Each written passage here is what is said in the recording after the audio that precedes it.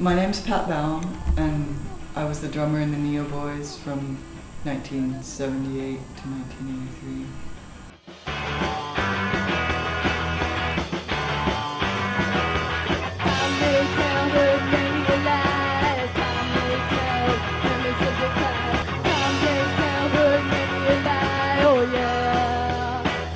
I think each of us, had our own identity and had our own contribution to the band, which actually made the identity. I wouldn't say that, we had an identity that we had defined or anything like that, or it was written down anywhere, because back then, there were very few interviews. We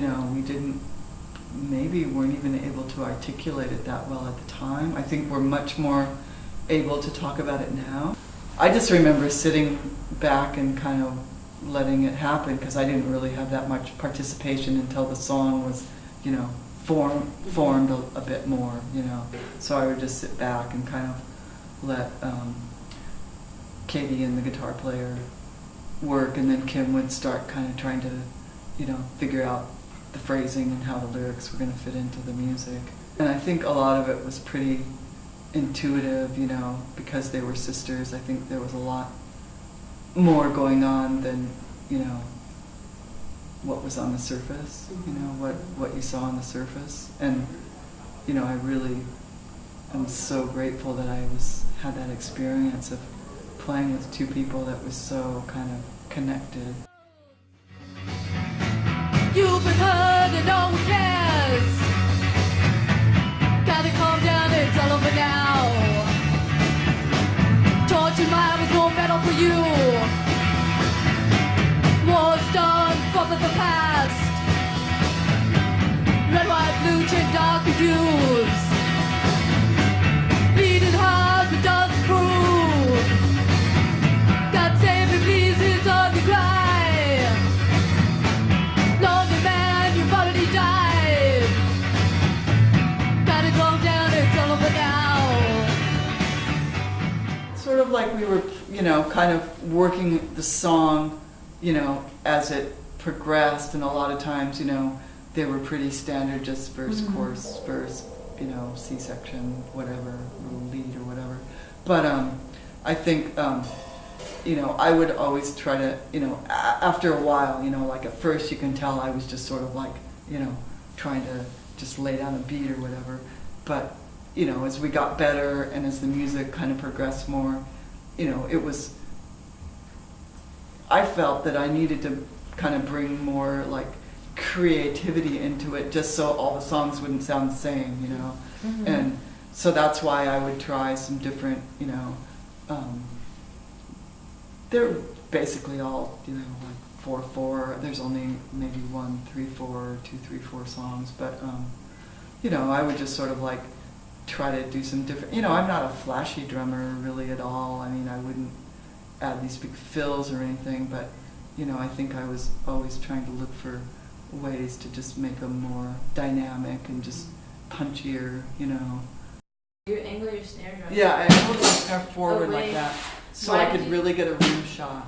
That's why, okay. Yeah, and I had a metal snare at first, like you can see it in some of the photos, but once I got this sound, you can sort of hear like a bit of a snare kind of rattle to it, like when you hit it, it's sort of like, it's not like a really tight snare, it's do you know what I'm talking about? Like baggy kind of. Yeah, it's a little baggy, and you hear a little bit more of the snare kind of, and I think that sound, I don't really know how I found it, but once I found it, I could easily get back to it. I easily knew how to tune my drum to it and and get it again.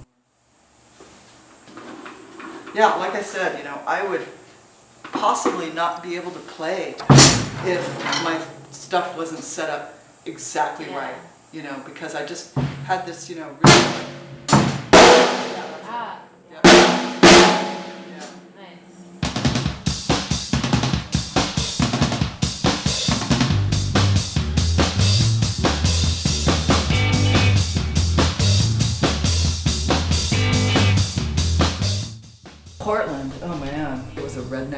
wasteland, you know. You would get yelled at, you know, people would, like, I remember at Lewis and Clark, I was sort of known as a freak.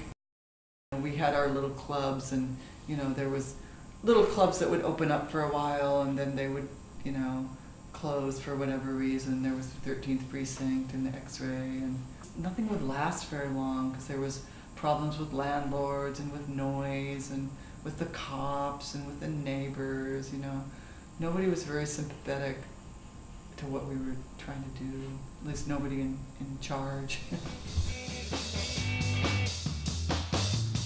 Well, Mildred's Palace was like a gay disco, and I didn't hang out there much, but other people did, you know, because they were very open, and that was one of the first places to play punk records, you know, and, you know, people, different looking people were welcome there, you know. It was sort of like the gay community really embraced the punk community in a big way, and it was, you know, they were really not, you know, they were nice to, I mean, I just remember there was a fashion show there once, you know, like a punk fashion show, and I mean, you could just go there on weekends, and it was open really late because it wasn't a bar, you know, it was like a gay underage disco, so that I think they could stay open later, you know, and so it was kind of like one of those sanctuary sort of places, you know, that there weren't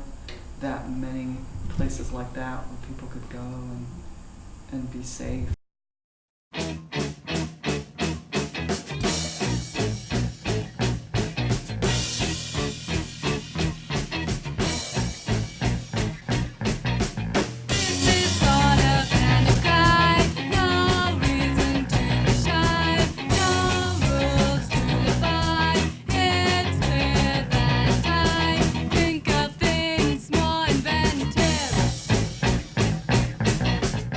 Back then, luckily, you know, there was a lot more women in other bands, you know, there was lots like women up playing, you know, so it wasn't like we were such a novelty, and we tried to really play that down, you know.